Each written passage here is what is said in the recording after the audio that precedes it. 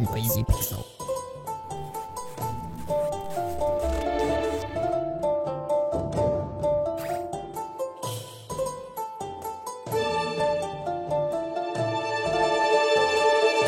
I consider myself a huge fan of classic monster movies. It just so happens that I am also a fan of visual novels with a cute cast of characters. Luckily for me, developer Code JP released their newest title that blends the genre and adds in some cute ninja girls for comedic flavor. I'm Azario Lopez and this is Noisy Pixel's review for Ninja Girl and the Mysterious Army of Urban Legend Monsters, Hunt of the Headless Horseman.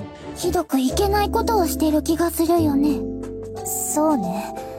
痩せた下着姿の少女を荒縄で拘束するというのは罪悪感がすごいわ。Hunt of the Headless Horseman begins on a dark and rainy day. A ninja girl named Kiri wakes up after sensing nearby danger. She turns to a mirror in the room and summons her ghostly friend Sayaka, who was executed for being a witch and now can use powerful fire magic. After heading outside, they see a strange girl passed out on the ground named Lily, but nearby danger appears as the notorious Headless Horseman appears for a fight. These encounters aren't by coincidence either, and after the battle, the two girls are left with Lily to figure out the role that she plays in all these events. Hunt of the Headless Horseman is pretty text-heavy and includes lengthy moments of backstory, history, and fantasy lore. However, it makes these moments easier to digest since the writers decided to loop in some comedic Yuri along the way that usually stopped me from fact-checking the girls' history and just took their word for it. One of the best moments of the game revolves around the action scenes, which are well written and animated as the characters jump around throwing ninja stars and launching special attacks. While the game is entertaining overall, there are some twists that seem to just come out of nowhere. Somehow everything is connected and Kiri always seems to be miles ahead of everyone else's plans, such as an unexpected trap that Kiri knew was coming all along, or how she is connected to the Headless Horseman. It's different than what I'm typically used to in a visual novel, so the story does come off as unique, but it doesn't come without its occasional eye roll. The entire story is ultimately a build-up to the final encounter that is definitely a good one. The final act of the game is filled with emotion and action as everything learned throughout the story comes to light, and the girls must do everything they can to survive. Interestingly, there are multiple endings to this battle, which can be either good or bad. The true ending of the game offers a nice conclusion to the Headless Horseman and leaves the door open for future adventures. Graphically, Hunt of the Headless Horseman has some really cute illustrations of the girls in different outfits. The CGs are adorable and some of the chibi CGs offer a nice break to the serious weight of the story. Sure, the humor can get pretty dark, but that doesn't mean there aren't tons of overly cute moments sprinkled throughout the story. However, the environments never really get too impressive.